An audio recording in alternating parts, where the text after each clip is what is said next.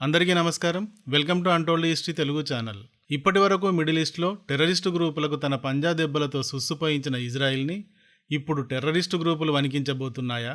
Israel ఇటు హమాస్ని అటు హెజ్బుల్లాని కోలుకోలేని విధంగా నేల నాకించి వేస్తోంది. ఆ టెర్రర్ గ్రూపుల ప్రధాన లీడర్లే లక్ష్యంగా భీకర దాడులతో దద్దరిల్లేలా చేస్తోంది. దీంతో హిజ్బుల్లాల సీక్రెట్ గ్రూపు బ్లాక్ యూనిట్ 910 అనేది పడగ విప్పి రంగంలోకి దిగుతుంది అంటున్నారు. మరి అలా దిగిన వీరు ఏం చేస్తారో అని అంతా కంగారు పడుతున్నారు. ఇప్పుడు గత వారం రోజుల్లోనే ఇజ్రాయిల్ దాడుల్లో 7 హిజ్బుల్లా ఉన్నత స్థాయి కమాండర్లు అండ్ ఆఫీసర్స్ లేచిపోయారు. ఇందులో Hezbollah main leader Hassan Nasrallah కూడా ఉన్నాడు. ఇదంతా హిజ్బుల్లాలకు తీవ్ర నష్టం, తీరని నష్టం కలిగించింది. ఈ నష్టానికి మరి హిజ్బుల్లా రగిలిపోవటం లేదా అంటే అసలు ఏమీ లేకముందే ఇజ్రాయిల్ పైన రగిలిపోయే గ్రూపు ఇది. ఇక తమ మెయిన్ లీడర్స్ని ఒక్కొక్కరిని పైకి పంపిస్తూ ఉంటే చూసి ఊరుకుంటుందా అంటే ఊరుకోదు, మండిపడుతుంది. ఊరుకోక ఏం చేస్తుంది, మండిపడి ఏం చేస్తుంది అంటే ఇజ్రాయిల్ని భయపెట్టడానికి ఏదో ఒకటి చేయాలని అయితే అనుకుంటుంది. డైరెక్ట్గా సైన్యాలను వేసుకుని, మిసైళ్లను మోసుకుని, మోర్టార్లను వేసుకుని ఇజ్రాయిల్పై విరుచుకుపడి పీకగలిగేది ఏమీ ఉండదు అని ఇప్పటికే తేలిపోయింది. పటిష్టమైన ఇజ్రాయిల్ ఐరన్ డోమ్ వ్యవస్థ, ఇంకా ఇతర రక్షణ వ్యవస్థలు, రాడార్ వ్యవస్థలు శత్రు రాకెట్స్ని, మిసైల్స్ని సమర్థవంతంగా అడ్డుకుంటున్నాయి. పోతే అమెరికా కూడా సిరియా పైన దాడులు మొదలుపెట్టింది. యుఎస్ సెంట్రల్ కమాండ్ బలగాలు సిరియాలోని 2 తీవ్రవాద టార్గెట్లపైన స్ట్రైక్ జరిపాయి. 37 మంది తీవ్రవాదులను అక్కడ హరి అనిపించారు.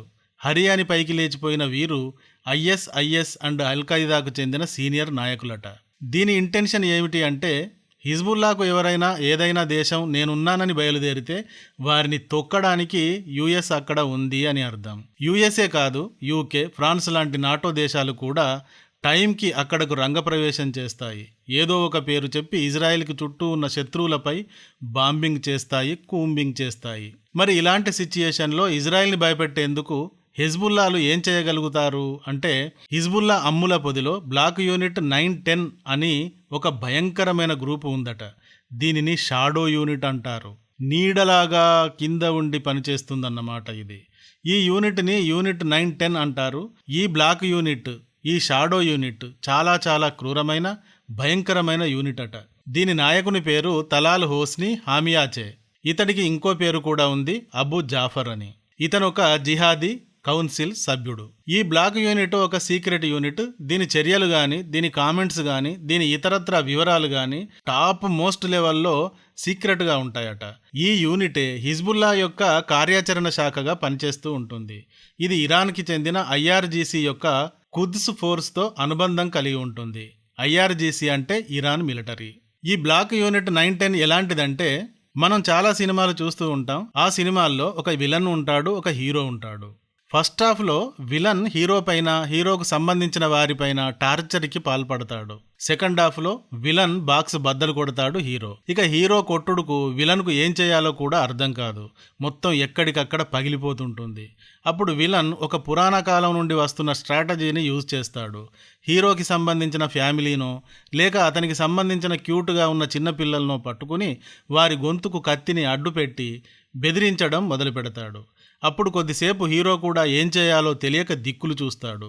చివరకు అతడు హీరో కాబట్టి ప్రేక్షకులు చప్పట్లు చరిచేలా ఓ టెక్నిక్ను యూజ్ చేసి పాపనో ఫ్యామిలీనో రక్షించి విలన్ని వేసేస్తాడు. ఇక్కడ హిజ్బుల్లాకు చెందిన ఈ టాప్ సీక్రెట్ బ్లాక్ యూనిట్ 910 అనే జిహాదీ గ్రూప్ కూడా ఇలాగే చేస్తుంది. సినిమా క్లైమాక్స్లో వశపడక పసిపిల్లల గొంతుకు కత్తిని పెట్టిన విలన్లా చేస్తుంది.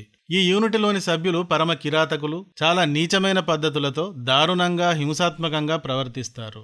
వీరు బాహాబాహి యుద్ధంలోకి దిగే సైనికుల్లాగా కాకుండా చాటుమాటు వ్యవహారాలు చేస్తారు. అమాయకులైన ప్రజలను టార్గెట్ చేస్తారు. వీరు ప్రయాణికులతో వెళ్లే బస్సు పైన బాంబులు వేయటం, టేకాఫ్ అవుతున్న విమానంలోని ప్యాసింజర్ని పేల్చివేయడం లాంటి హంతక విధానాల్ని అమలు చేసి సాధారణ ప్రజలను భయభ్రాంతులకు గురిచేస్తారు. ఇలా చేసేదే బ్లాక్ యూనిట్ 910. వీరినే షాడో యూనిట్ అని కూడా అంటారు. మీరు చూడండి, ఇలా సాధారణ ప్రజలను చంపడం ఇజ్రాయెల్ చేస్తుందా? ఇజ్రాయెల్ లాంటి ఏ దేశము కూడా చేయదు. అఫ్కోర్స్ యుద్ధంలో భాగంగా పిల్ల, మేక, ముసలి, ముడత అంతా పైకి పోతూ ఉంటారనుకోండి, మరి అది యుద్ధం. పూర్వకాలంలాగా అంటే మహాభారత యుద్ధంలాగా పాండవ సైన్యాలు కౌరవ సైన్యాలు కురుక్షేత్రం అనే ప్లేస్లోకి వెళ్ళి విశాలమైన ఆ ఓపెన్ ప్లేస్లో యుద్ధం చేసుకున్నట్టుగా ఇప్పుడు యుద్ధాలు జరగడం లేదు కదా. నగరాలు పట్టణాలే లక్ష్యంగా జరుగుతున్నాయి. ఇజ్రాయిల్పై ముప్పేట దాడులు చేస్తూ నిప్పులు కక్కే హిజ్బుల్లా కమాండర్ హసన్ నస్రల్లా ఎక్కడున్నాడు? బీరూట్ నగరం నడి మధ్యలో నక్కి ఉన్నాడు. మరి అతడిని లేపేయాలంటే నగరం నడి మధ్యలో బాంబులు వేయాల్సిందే కదా. కానీ అలా వేయడం వల్ల సాధారణ ప్రజలు కూడా అనివార్యంగా మరణిస్తారు. అక్కడ గాజాలో అయితే గాజా కింద వందల కొద్దీ సొరంగాలను తవ్వుకొని అందులో బందీలను పెట్టుకుని అండర్ గ్రౌండ్ వీరుల్లా చెలరేగిపోయి అదే మాకు మహారక్ష అని భావించి ఇజ్రాయిల్ పైన విరుచుకుపడిన హమాస్ని అంతం చేయాలంటే, భూసొరంగాల్లోని సర్పాల కూరలు పీకి పచ్చడి చేయాలంటే ఏం చేయాలి? గాజా పైన బాంబులు వేయాలి. వేస్తే ఏమవుతుంది? సాధారణ ప్రజలు అనివార్యంగా మరణిస్తారు. ఇప్పుడు యుద్ధాలు జరుగుతున్న విధానం ఇది. ఈ టెర్రరిస్టు గ్రూపులు సాధారణ ప్రజలను తమ మానవ కవచాలుగా ఉపయోగించుకుంటున్నాయి. కాబట్టి ఈనాటి యుద్ధాల్లో సాధారణ ప్రజలు, అమాయక ప్రజలు, పసివాళ్ళు, ముసలివాళ్ళు చనిపోతూ ఉన్నారు. ఇదంతా యుద్ధంలో ఒక భాగం అయిపోయింది. ఒక మెయిన్ టెర్రరిస్టుని లేపేసే క్రమంలో 100 మంది అమాయకులు చనిపోతున్నారు. ఇదే ఈనాటి యుద్ధ విధానం. కానీ హిజ్బుల్లా బ్లాక్ యూనిట్ చేసేది దీనికి పూర్తి వ్యతిరేకం. వీరు అమాయకులనే టార్గెట్ చేసి హింసను సృష్టించి ప్రపంచాన్ని భయభ్రాంతులకు గురి చేయాలి అనుకుంటారు. ఏది సినిమాలో విలన్ క్లైమాక్స్లో చేసినట్టుగా. ఇప్పుడు హిజ్బుల్లా తీవ్రమైన క్రైసిస్లో ఉంది. ప్రధాన నాయకులందరినీ వరుసగా కోల్పోయి పీకల లోతు కష్టాల్లో కూరుకుపోయింది. కాబట్టి ఇక బ్లాక్ యూనిట్ 9-10 రంగంలోకి దిగుతుంది అని అంతా అంచనా వేస్తున్నారు. చాపకింది నీరులాగా ఈ బ్లాక్ యూనిట్ 9-10 ప్రపంచం అంతటా రకరకాల రూపాల్లో టెర్రరిజపు విత్తనాలను నాటుతోంది. జిహాదీ బ్యాచ్లను ఏర్పాటు చేయడానికి తీవ్రంగా పనిచేస్తోంది. పైకి ప్రశాంతంగా కనబడుతున్న కింద కర్రలు, కిరోసిను, నిప్పు ఏర్పాటు చేస్తోంది. దీని పనులు ఎలా ఉన్నాయి అనే దానిపైన వచ్చిన ఒక నివేదిక ప్రకారం కొద్ది రోజుల్లో ఒక భయంకరమైన ఆపరేషన్ జరుగుతుంది.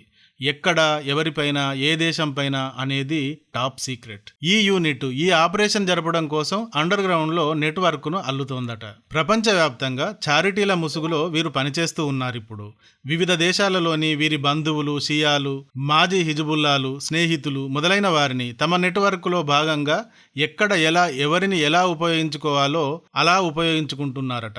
విదేశాలలో ఆస్తులను, ఇళ్లను కొనుగోలు చేయడం, వాటిని అద్దెకు ఇవ్వడం, కొన్ని రకాల కంపెనీలను అక్కడ తెరవడం, వాటిని పైకి కంపెనీలుగా చూపిస్తూ లోపల టెర్రర్ కార్యక్రమాలు జరపడం చేస్తున్నారట. ఇలా ఈ యూనిట్ చాలా పెద్ద స్లీపర్ సెల్ యూనిట్ని అండర్ గ్రౌండ్లో సృష్టిస్తోంది. సౌత్ అమెరికా, ఆఫ్రికా, ఆసియాల్లో చాలా చోట్ల ఇది చాలా పెద్ద ఎత్తున ఈ విధానాలను సాగిస్తోందట. ఇలా వీరు ప్రపంచానికి పాదాలపైన షుగర్ రోగికి పుట్టిన పుండుల కాలునే మొత్తం తినేసి తర్వాత మొత్తం శరీరాన్నే తిని పడదొబ్బేసేలా ప్రపంచాన్నే టార్గెట్ చేస్తూ పాతాళ రావణుడి సేనల్లాగా అండర్ గ్రౌండ్లో సంచరిస్తున్నారట. ఇప్పటి వరకు వీరు 1992లో అర్జెంటీనా రాజధాని బ్యూనస్ ఎయిర్స్లోని ఇజ్రాయెల్ రాయబార కార్యాలయం వద్ద కారు బాంబును పేల్చారు. 1994లో అర్జెంటీనాలోనే యూదుల సంఘ భవనం ముందు ఒక ట్రక్ బాంబును పేల్చారు. 1994లోనే కోలను నుండి పనామా సిటీకి బయలుదేరిన పనామేనియన్ విమానంపై ఆత్మాహుతి దాడిని చేశారు. 2007లో అజర్బైజాన్లోని బాకు అను ప్రాంతంలో హింసాత్మక దాడికి ప్రయత్నించారు. 2009లో టర్కీలో ఒక విఫల ఆపరేషన్కి ప్రయత్నించారు. 2012లో బల్గేరియాలోని బుర్గాస్లో ఇజ్రాయిల్ పర్యాటకులను తీసుకువెళుతున్న బస్సు పైన బాంబు దాడి చేశారు. సో ఇలా మనం ఇందాక చెప్పుకున్నట్టు ఇజ్రాయిల్తో ముఖాముఖి ఫైట్ చేయలేక ప్రపంచవ్యాప్తంగా ఉన్న అమాయక ఇజ్రాయిలీలను టార్గెట్ చేయడం వీరి వృత్తి. ఇలా అమాయకులపైన దాడులు వీరు మాత్రమే చేస్తారు. దీనిని జిహాద్ అంటారు. ఇప్పుడు పడగనలిగిన పాముల్లా తయారయ్యారు కాబట్టి ఈ అవమానాన్ని దిగమింగుకోవడానికి, మిగిలిన తమ శ్రేణులకు ఉత్తేజాన్ని కలిగించడానికి ఇలాంటి పైశాచిక దాడులకు ఈ బ్లాక్ యూనిట్ 9-10 పాల్పడవచ్చు అని విశ్లేషకులు విశ్లేషిస్తూ ఉన్నారు. మరి ఇకపైన ఏం జరుగుతుంది? బ్లాక్ యూనిట్ 9-10 చర్యల్లోకి దిగుతుందా? దిగి ఏం చేస్తుంది? వీరు ఇలాంటి చర్యల్లోకి దిగితే ఇజ్రాయిల్ ఏం చేస్తుంది? వీరి జేబుల్లోని పేజర్లు లేదా వాకీటాకీలు లేదా ఆండ్రాయిడ్ ఫోన్లలో ఇప్పటికే ఏమైనా ఎక్స్ప్లోజివ్స్ని కూరిందా? లేక ఇంకేమైనా స్ట్రాటజీ రెడీ చేసిందా? తెలియదు. ఇకపైన ఏం జరగబోతుందో మనం చూడాల్సి ఉంది. ఈ వీడియో కానీ నచ్చితే ఒక లైక్ ఇవ్వండి. అలాగే ఇంతవరకు మా ఛానల్కి సబ్స్క్రైబ్ చేసుకున్నట్టయితే వెంటనే సబ్స్క్రైబ్ చేసుకోండి. ఇలాంటి వీడియోల నోటిఫికేషన్స్ కోసం బెల్ ఐకాన్ని కూడా క్లిక్ చేయండి. Thank you for watching.